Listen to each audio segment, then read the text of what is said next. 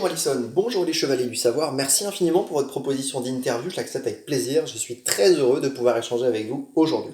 Je m'appelle Sébastien Chérel, j'ai 31 ans, je vis du côté de Nantes, je travaille dans l'industrie, dans l'aéronautique pour être plus précis, mais ce qui nous amène aujourd'hui, c'est mon deuxième métier, c'est l'écriture et l'auto-édition. Il y a à peu près 2 ans, j'ai créé une petite structure en tant qu'auto-entrepreneur qui s'appelle Some Short Stories, que vous pouvez retrouver sur les réseaux sociaux type Facebook et Instagram sous le même nom, Some Short Stories. Et à travers cette structure, je publie et j'édite toutes les aventures que je peux avoir de mon côté. On est vraiment sur le domaine de l'auto-édition. Je ne suis pas passé par une maison d'édition pour que mes livres existent. Je suis passé par cette petite structure, donc par an. Et cette petite structure, elle a publié plusieurs choses en 2 ans. La première chose, elle a publié des sagas fantastiques pour enfants, que ce soit Le Prince Léo, une saga en 3 livres, À la recherche de Monsieur et Madame Hemington, donc c'est une petite saga fantastique sous forme de nouvelles, très facile à lire pour les enfants, 6-12 ans, très facile. La troisième partie arrive fin octobre. Et aussi pour les plus petits, c'est les premières choses que j'ai commencé à écrire, Les aventures extraordinaires du Lapin Bleu. Pareil, 3 histoires, trois histoires faciles à lire, tant pour les enfants que pour les parents. Donc Some Short Stories propose aujourd'hui ces écritures, ces sagas-là, mais aussi des histoires personnalisées. C'est-à-dire qu'une personne va me passer commande pour créer une aventure pour une personne en particulier, que ce soit pour un adulte ou pour un enfant, je m'adapte, c'est mon travail. Et à travers aussi les passions de la personne, les amis, l'entourage, les environnements que cette personne apprécie, je vais créer un monde, créer un univers dans lequel ce personnage sera au centre de l'histoire. Donc on est vraiment sur une histoire personnalisée. Et entre les sagas pour enfants et les histoires personnalisées, Some Short Stories aujourd'hui a édité 23 aventures en 2 ans. Mon registre. Alors mon registre, c'est surtout du fantastique. J'adore travailler sur ce genre de sujet.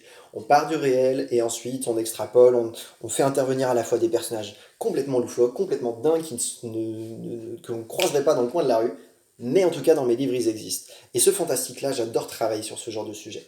Mais aussi le cran du dessus, ce qui est encore plus imagé, c'est-à-dire le merveilleux. On invente des mondes de A à Z, avec des personnages de A à Z. Rien n'existe dans le monde réel, tout est à faire.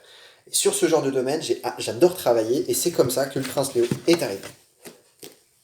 Le prince Léo, c'est l'histoire d'un léopard disparu dans sa savane. Il habite dans une petite tribu lointaine du grand palais et du grand royaume du Mozang.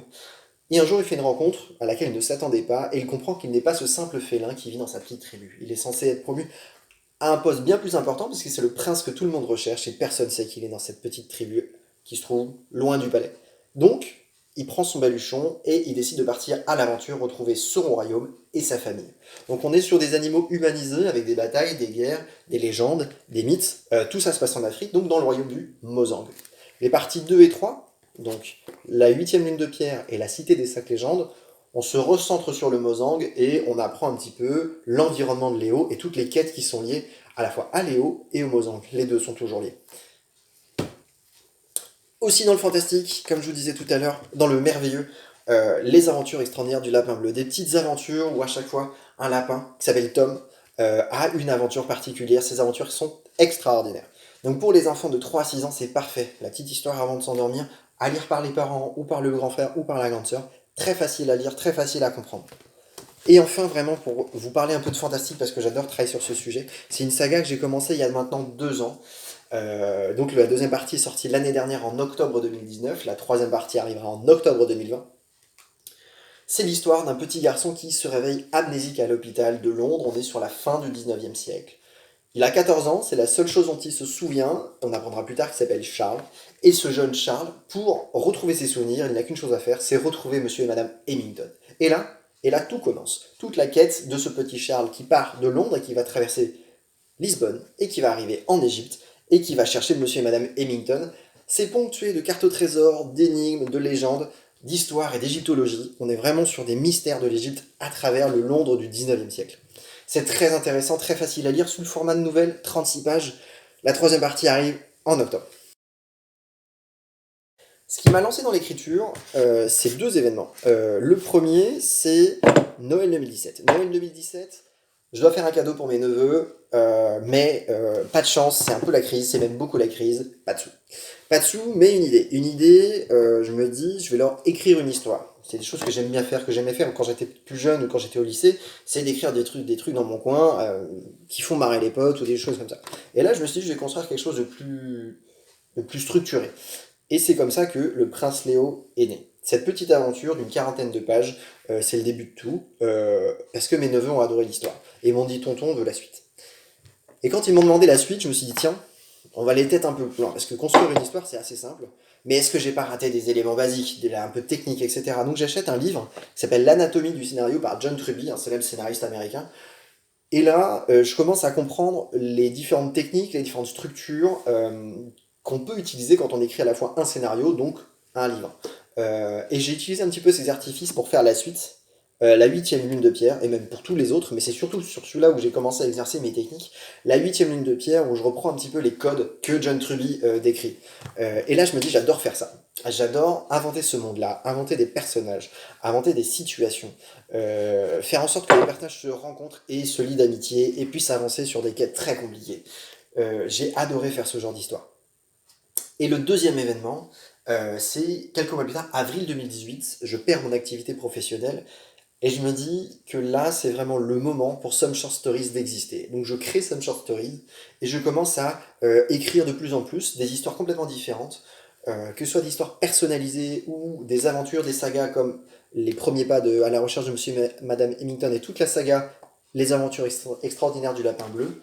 Tout arrive très vite et je commence à prendre goût à la fois à créer des livres de A à Z et de les publier, de gérer toute la commercialisation. Il y en a très peu, mais il y a quand même de la commercialisation derrière tout ça. Et c'est comme ça que je me suis dit, bah, aujourd'hui, Some Short Stories, j'ai envie de continuer, j'ai envie d'aller le plus loin possible, je continue mes sagas, je les fais vivre, je crée mes histoires personnalisées. Le but n'est pas de sortir un livre tous les 5 ans. En tout cas, c'est mon défi à moi. Mon défi, c'est plus que quand j'aurai arrêté Some Short Stories, dans quelques années, si je décide de l'arrêter, c'est d'avoir fait une cinquantaine d'histoires différentes. Ça m'intéresse. D'être assez prolifique justement pour inventer ces situations et ces personnages. Pour me retrouver, c'est simple. Tous les livres publics, toutes les sagas que j'écris, que ce soit Le Prince Léo, À la recherche de Monsieur et Madame Hemington, Les aventures extraordinaires du lapin bleu, vous pouvez les retrouver sur blurb.fr.